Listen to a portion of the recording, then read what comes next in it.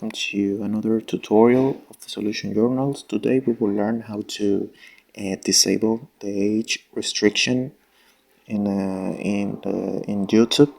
So the first step is go to YouTube, and you can do that through the options through the settings of Google, and I show you how you can do that.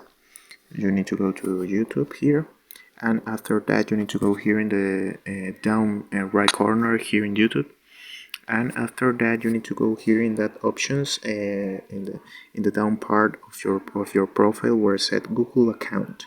So you need to go to Google account, and after that you need to go to personal info, and here in personal info you need to go to your birthday, and you need to change your birthday to the age when you can be like here in the 90s.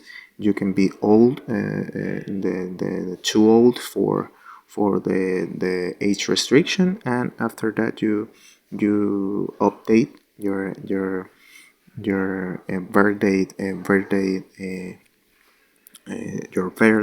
age, and after that you complete the process. So I hope this tutorial was helpful for you. Follow us for more content like this.